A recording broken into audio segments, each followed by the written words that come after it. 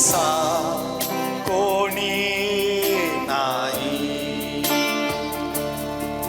तुझसा कोठे नाही. विश्वास हा मनी, तुझसा कोणी नाही, तुझसा कोणी नाही, तुझसा कोठे नाही. विश्वास हा मनी, तुझसा कोणी नाही. ख्रिस्त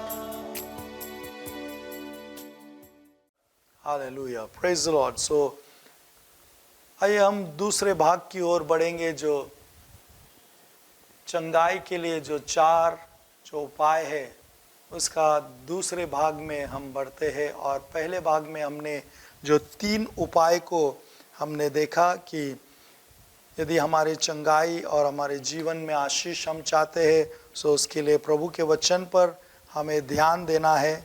दूसरा, हमें प्रभु के बातों पर हमारे कान को लगाना है, जो प्रभु का वचन कहता है उसकी ओर हमें कान लगाना है, और उन वचनों को हमारे आंखों से ओझल होने नहीं देना है। हालेलुया। जैसे तीसरा जो पॉइंट था उसमें हमने देखा कि हन्ना के विषय में, हन्ना ने जो है वो परमेश्वर के भक्त या प्रभु के दास याजक के बातों की ओर उसने ध्यान दिया और उसको अपने आंखों में बसाए रखा, और उससे उसको क्या आशीष मिली। उससे उसका मुंह कभी भी जो है वो उदास नहीं हुई। कई बार हमारे जीवन में जो तकलीफ है या समस्या या सिकनेस या कमज़ोरी है वो हमारा उदासीपन है। हम हमेशा जब कई बार उदास रहते हैं तो ये उदासी हमारे शरीर में एक कमज़ोरी को लेकर आती है, लेकिन हंसमुख हृदय हमेशा एक चंगाई को लेकर आता है। जैसे नीति वचन में हम पढ़ते हैं 17वें अध्याय और उसका 22वां वचन में लिखा है कि a happy heart is a like good medicine. मन का आनंद अच्छी औषधि है। जब हम खुश रहते हैं तो हमारे जीवन में एक मेडिसिन, एक वो खुशी जो है वो एक दवाई का, एक औषधि का काम करती है। Hallelujah. But a broken spirit drain your strength. परंतु मन के टूटने से हड्डियां सूख जाती है। सो उदासीपन, कई बार बार बार उदास रहना, निराश रहना, दुखी रहना, ये हमारे शरीर को कमज़ोर करता है। लेकिन प्रभु में आनंदित रहना, खुश रहना, चाहे कोई भी परिस्थिति क्यों ना हो, उसमें खुश रहने से वचन कहता है a happy heart is like good medicine. मन का आनंद अच्छी औषधि है। सो खुश रहे, चाहे कुछ भी परिस्थिति हो, प्रभु को धन्यवाद दे और खुश रहे, हमेशा आनंदित रहे। इसीलिए बाइबल में कई जगह पर प्रभु का वचन कहता है कि हमेशा आनंदित रहे। फिलिपियों में भी हम पाते हैं कि वचन कहता है कि आनंदित रहे, खुश रहे और प्रभु का धन्यवाद करते रहे। आमीन। सो हमारे जीवन में चंगाई के लिए हमें खुश रहना सीखना है, प्रभु यीशु में आनंदित रहना है, खुश रहना है। हालेलुया। और चौथा जो पॉइंट या चौथा जो उपाय है, तरीका है हमारे चंगाई, हमारे जीवन को आशीषित करने का। सो यहाँ पर प्रोब्स, फिर एक बार हम नीति वचन उसका 4था अध्याय और उसके 21वें वचन में हम जाएंगे। और यहाँ पर हम देखते हैं कि लिखा है, don't ever forget my words, keep them always in your mind. इनको अपने आँखों की ओट न होने दे, वरन अपने मन में धारण कर।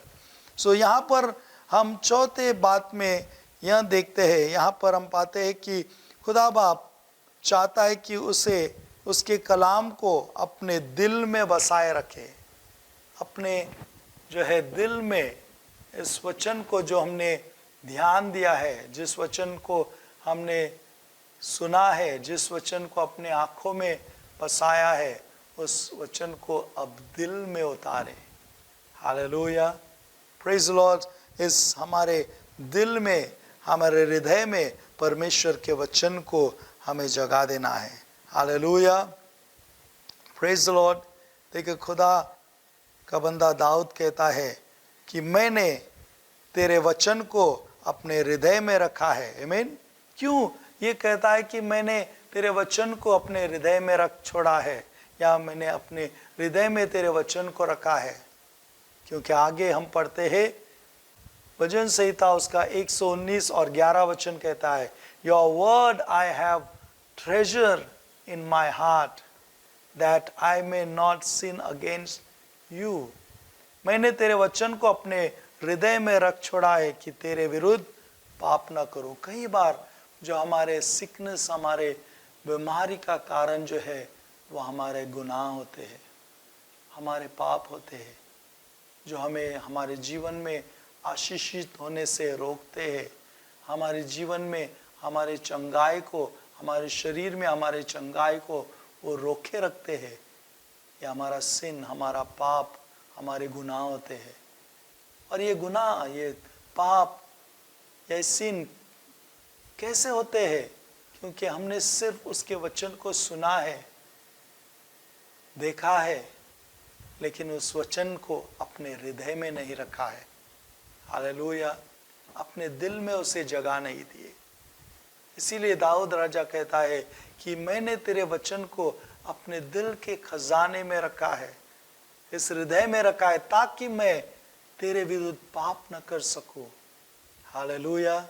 सुप्रियो, चौथी बात जो हम देखते हैं हमारे चंगाई के विषय में, वो है कि हमें प्रभु के वचन को सिर्फ सुनना या उसको अपने जो है आँखों में रखना ही नहीं, या उस पर अपना कान लगाना ही नहीं, तो उस वचन को जो है हमारे हृदय में बसाना है। हालेलुया, कि हमारा हृदय में उस वचन को बसाए, कि वो वचन जो हमने सुना है, जिस पर हमने ध्यान दिया है, जिस पर हमने कान लगाया है, जिसको हमने हमारे आँखों में बसाया है, वो हमारे दिल में उतर जाए। Hallelujah, praise the Lord. कई लोग यहाँ पर रखे हैं लेकिन यहाँ पर नहीं। हालेलुया, प्रभु कहता है कि उसे अपने दिल में बसाए, और जब प्रभु के वचन को हम दिल में बसाते हैं, प्रभु की ओर से वो आशीष आएगी। आमीन।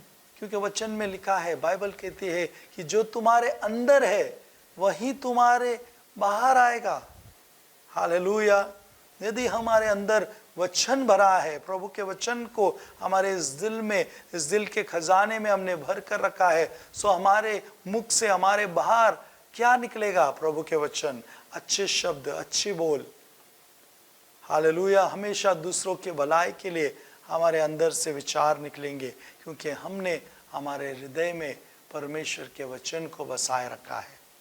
हालेलुया। सो ये बहुत ज़रूरी है कि हमने हमारे हृदय में किसको बसाया है, किन बातों को हमारे हृदय में रखा है, और हमारे हृदय को कठोर ना करे। जैसे इब्रानियों की किताब उसका 3 अध्याय और 7 से 10 वचन में हम पढ़ते हैं, सो जैसा पवित्र आत्मा कहता है कि यदि आज तुम उसका शब्द सुनो तो अपने मन को कठोर ना करो। हालेलुया। यहाँ पर मन दिया है, कई जगह पर इसको हृदय भी कहा गया है। सो अपने मन को कठोर ना करो। कई लोग प्रभु के वचन को सुनते ज़रूर है, लेकिन उसको अपने हृदय में नहीं बसाते, या उसको अपने हृदय में नहीं लेते, और वो चंगाई की आशा करते, छुटकारे की आशा करते, उम्मीद करते कि उनका जीवन आशीषित हो। लेकिन कैसे संभव हो सकता है कि जब तक आप प्रभु के वचन को अपने हृदय में न बसाए, उसे इस हृदय को कठोर बना देते हैं कि प्रभु के वचन को अंदर जाने नहीं देते। हालेलुया। यहाँ पर लिखा है कि यदि तुम उसका शब्द सुनो तो अपने हृदय को कठोर ना करो, जैसा कि क्रोध दिलाने के समय और परीक्षा के दिन जंगल में किया था। जैसे इजराइलियों ने जो है क्रोध दिलाने के समय उन्होंने प्रभु के बातों को सुना जरूर, लेकिन उस बातों को उन्होंने अपने हृदय में नहीं रखा। प्रभु के वचन को उन्होंने अपने हृदय में जगह नहीं दी, और प्रभु का क्रोध उन पर आया। जहां तुम्हारे बाप दादाओं ने मुझे जांच कर परखा और 40 वर्ष तक मेरे काम देखे, इस कारण मैंने उस समय के लोगों से रूठा रहा और कहा कि इनके मन सदा भटकते रहते हैं और इन्होंने मेरे मार्गों को नहीं पहचाना। Hallelujah, praise the Lord. क्यों? क्योंकि उन्होंने सिर्फ प्रभु की बात को सुना, लेकिन उसको अपने हृदय में जगह नहीं दी, अपने हृदय को उन्होंने कठोर किया। इसीलिए 40 साल जो है वो लोग उस जंगल में घूमते रहे, और वो लोग जिन्होंने अपने हृदय को कठोर किया वो उस वाचा के देश में नहीं पहुंच पाए। हालेलुया।